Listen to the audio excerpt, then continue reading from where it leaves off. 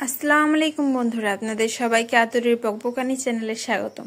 তো চলুন বেশি কথা না বলে শুরু করা যাক। আমি পদ্মজা, লেখক এলমা বেহরোজ। পর্ব 17। নৌকা ছাড়ার পূর্বে আকাশের কালো মেঘের ঘনঘটা চোখে পড়ল। তার কিছুক্ষণ পরই হঠাৎই ঝমঝমিয়ে বৃষ্টি নেমে এলো। খালি নৌকা হাওয়াতে এই চোখের পলকে যাত্রী 5 জন কাকভেজা হয়ে গেল। ভিজলেন না হেমলতা। মোর্শেদ ছাতা ধরে রেখেছেন। বজ্রপাতের সাথে সাথে হেমলতার আত্মা দুলে উঠল। মনটা খচখচ করছে। তিনি জলের দিকে স্থির চোখে তাকিয়ে রইলেন। জলে বৃষ্টির ফোঁটা পড়ার সঙ্গেই বলের মতো একদলা পানি লাফিয়ে উঠছিল।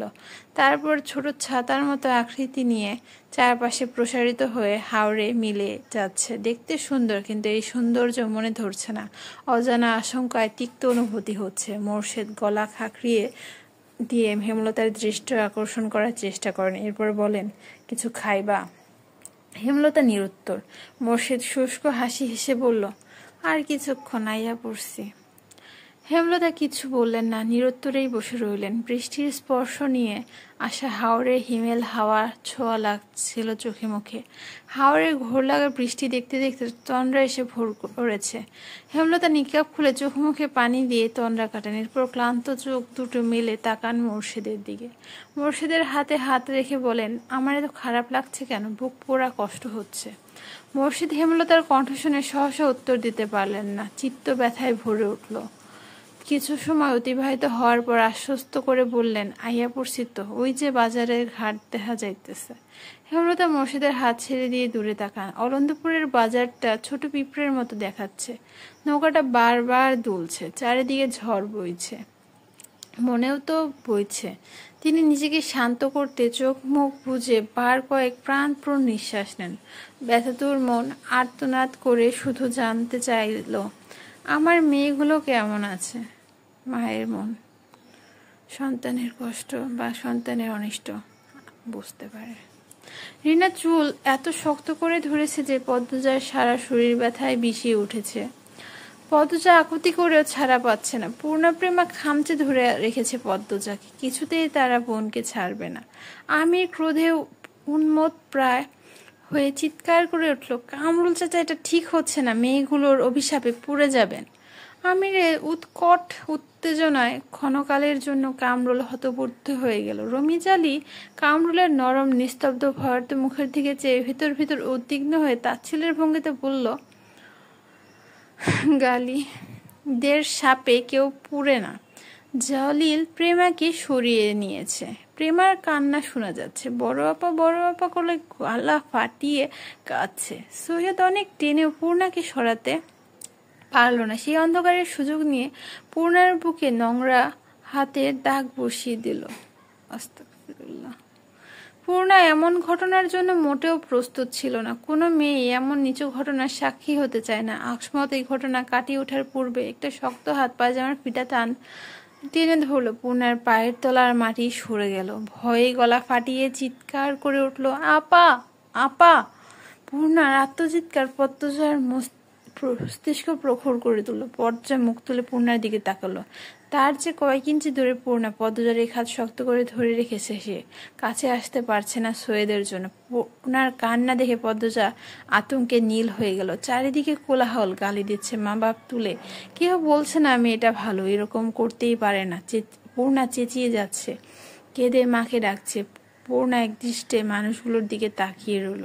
মানুষ এরকম কেন হয়? পূর্ণার হাত সৈয়দ আলগা করতে এসে ছুটে এসে জড়িয়ে ধরল পদ্মজাকে। তার পুরো শরীর কাঁপছে। হৃৎপিণ্ড এত জোরে চলছে যে সে অনুভব করা যাচ্ছে। পূর্ণা কাঁদতে কাঁদতে বলল, আপা, আপা, কেন মেয়ে হলাম আপা? এত কষ্ট হচ্ছে আপা। পদ্মজার দু চোখ বেয়ে টুক করে 2 ফোঁটা জল পড়ে। এক হাত শক্ত করে পূর্ণাকে বুকের সাথে চেপে ধরল। রমিজের উস্কানিতে কামরুল গলা উঁচিয়ে বলল, আস্তাগফিরুল্লাহ রে বান সৈয়দ। মানে এখানে পদ্মজাকে বাঁধতে বলা হয়েছে। পূর্ণার কানে কথাটা আসতে সে আরো জোরে পদ্মজাকে জড়িয়ে ধরল। পদ্মজা ঠান্ডা স্বরে বলল, পূর্ণাকে ছেড়ে দে, পূর্ণা ছেড়ে দে আমায়। রিনা পদ্মজাকে চুলে ধরে টেনে নিয়ে যেতে চাইলেও পদ্মজার জায়গা থেকে এক চুলও নড়ল না, ঠাই দাঁড়িয়ে রইল। পূর্ণাকে ফিসফিসিয়ে বলল, বেঁচে থাকলে সব উসুল হবে, ছেড়ে দে। পদ্মজার কণ্ঠে কি যেন ছিল। পূর্ণার সাথে সাথে শান্ত হয়ে গেল, চোখ তুলে পদ্মজার দিকে তাকালো। পদ্মজার গাল বেয়ে রক্ত ঝরেছে। সৈয়দ পূর্ণাকে নিতে আসলে পদ্মজা একটি দুঃসাহসিক কাজ করে বসলো। সৈয়দের অন্ধকোষ বরাবর লাথি বসিয়ে দিল। সৈয়দ মাগো বলে কুকিয়ে উঠল। জলিল সহ উপস্থিত 3 জন তেড়ে আসলো পদ্মজার দিকে। পূর্ণাকে ধাক্কা দিয়ে ছুঁড়ে ফেললো দূরে। অশ্রাব্য গালি দিতে দিতে কেউ পদ্মজাকে থাপ্পড়, কেউ বা দিল লাথি। 2-3 জন গ্রামবাসীর মনে মায়া উদয় হলো, ছুটে আসলো পদ্মজাকে বাঁচাতে। প্রান্ত ভয়ে চুপসে গিয়েছিল। পদ্মজাকে কাদায় ফেলে মারতে দেখে দৌড়ে আসে। জলিলের হাতে শরীরের সব শক্তি দিয়ে কামড় দিল। জলিল প্রান্তের কান বরাবর থাপ্পড় বসাতে প্রান্তের মাথা ভন ভন করে উঠল। পরিস্থিতি বিগড়ে যেতে দেখে কামরুল হতবুদ্ধ হয়ে পড়েন, মনে মনে বেশ ভয় পান। কেশে গলা পরিষ্কার করে 2 হাত তুলে চেঁচিয়ে বললেন, তোমরা থামো, এটা কি করতেছো? থামো কইতেছি, সবাই সইরে আসো, থামো। সবকিছু থেমে গেল। পদ্মজা কাচুমাচু হয়ে পড়ে রইল কাদায়। নিঃশ্বাস নিতে কষ্ট হচ্ছে। নাভির নিচে একটা লাথি পড়েছে, বেশ জোরে, চোখ বুজে রেখেছে। 2 হাত বুকের উপর। লম্বা চুল কাদায় মেখে ছড়িয়ে পড়েছে আশেপাশে। যন্ত্রণায় যেন পাঁজরগুলো মরমর করে ভেঙে যাচ্ছে। পূর্ণা জোরের টোপে জ্ঞান হারিয়েছে। হেমলতার মা মঞ্জুরা বাড়িতে ঢুকে পদ্মজাকে এভাবে পড়ে থাকতে দেখে আটকে উঠলেন। দৌড়ে এসে পদ্মজাকে তুলতে চাইলে কামরুল হুঙ্কার ছাড়েন, এই শরীরে ধরন যাব না, যান এন থাইক্কা। মঞ্জুরা পদ্মজার কামিজ ঠিক করে দিল। এরপর 2 জন লোককে নিয়ে পূর্ণাকে তুলে ঘরে নিয়ে গেলেন। মঞ্জুরার বুক কাঁপছে হেমলতার ভয়ে। হেমলতা বারবার বলেছিল 2 দিন তার মেয়েদের চোখের আড়াল না করতে, আর তিনি একা বাড়িতেই ছেড়ে দিয়েছেন। ইচ্ছে হচ্ছে এক ছুটে কোথাও পালিয়ে যেতে। হিমেল নাক টেনে টেনে কাঁদছে। জব করছে হেমলতার নাম। মঞ্জুরা রেগে ধমক দেন, আহ থাম তো। বাপের বাড়িতে কেউ না পেয়ে হেমলতা চিন্তায় পড়েন। মোর্শেদ বললেন, আমরার বাড়িতে গিয়া বইয়া রইছে মনে হয়, আও বাড়ির যায়। হেমলতা মিনমিনিয়ে গলায় বললেন, তাই হবে। 2 জন হেঁটে বাড়ির রাস্তায় উঠে তখন পাশ কেটে একজন মহিলা হেঁটে যায়।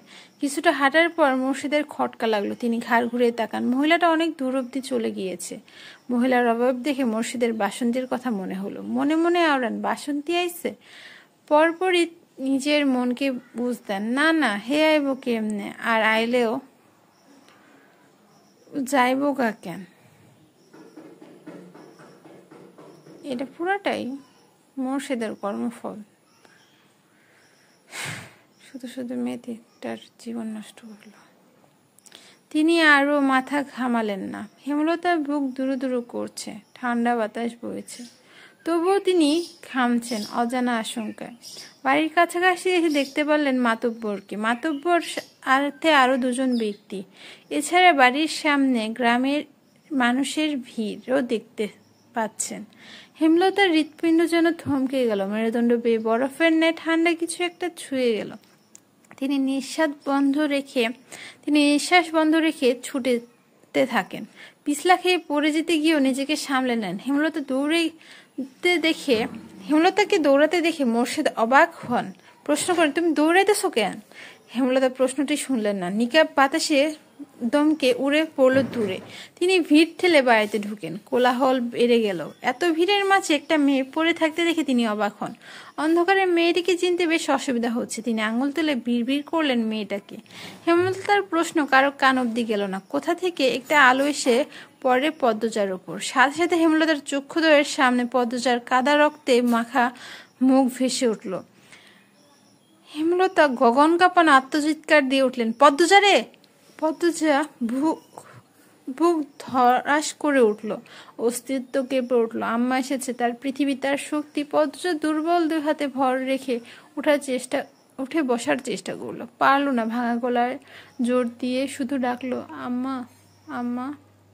হেমলতা পৃথিবী থমকে গিয়েছে। বিধ্বস্ত, পর্দাহীন, কাদা রক্তমাখা পদ্মজাকে দেখে বিশ্বাস হচ্ছে না এটা তার মেয়ে। তিনি দ্রুত নিজের বোরখা খুলে পদ্মজাকে ঢেকে বুকের সাথে জড়িয়ে ধরেন। অসহনীয় যন্ত্রণা যেন কলিজা বেরিয়ে আসছে তার সোনার কন্যার একই রূপ কে করেছে? কাঁপা কাঁপা কণ্ঠে বললেন, পদ্ম, আমার পদ্ম।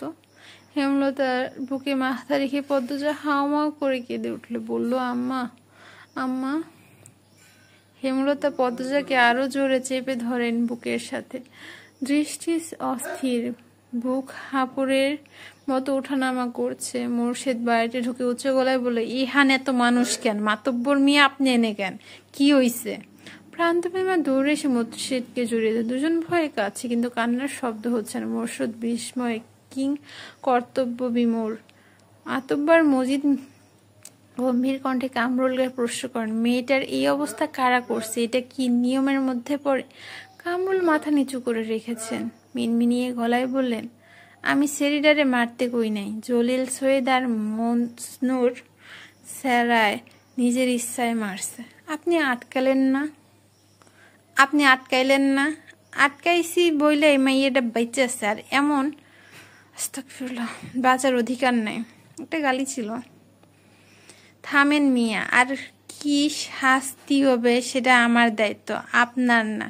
শহীদ জলিল আর মঞ্জুর ছেলেকে তো দেখা যাচ্ছে না, আগামীকাল তাদের আমি মাঠে দেখতে চাই। কামরুল মাথা নিচু করে রাখলেন। মজিদ হাওলাদার ভারী সৎ এবং নিষ্ঠাবান মানুষ। গ্রামের মানুষদের দুই হাত আগলে রেখেছেন। পুরো অলন্দপুরের মানুষ মজিদকে ফেরেশতা সমতুল্য ভাবে।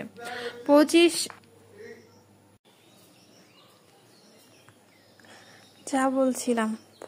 বছর ধরে অলন্দপুর সামলাচ্ছেন তিনি। গুড়ি গুড়ি বৃষ্টি পড়ছে, অন্ধকার গাঢ় থেকে গাঢ়তর হচ্ছে। হেমলতা কিছুতেই হিসাব মিলাতে পারছেন না। অনেক বছর আগের ঘটনা আর এই ঘটনা হুবহু একরকম কি করে হলো? তিনি নিজের ভেতর একটা হিংস্র পশুর উপস্থিতি অনুভব করছেন। কামরুলের মুখ থেকে শোনা তিনটা নাম মস্তিষ্কে নাড়া দিচ্ছে প্রচন্ডভাবে, সৈয়দ জলিল আর মঞ্জুর ছেলে। মজিদ সবাইকে উদ্দেশ্য করে বললেন, আগামীকাল সবাই স্কুল মাঠে চলে আসবেন। মিয়া মোর্শেদ মেয়ে নিয়ে আলো ফুটলেই চলে আসবেন। এই বাড়ির পাহারায় থাকবে মদন আর আলী। আমার ছেলেকে আমি নিয়ে যাচ্ছি, ঠিক সময়ে সে উপস্থিত থাকবে। আজ এই পর্যন্তই, দেখা হবে পরবর্তী কোনো পর্বে। ততদিন ভালো থাকবেন, সুস্থ থাকবেন।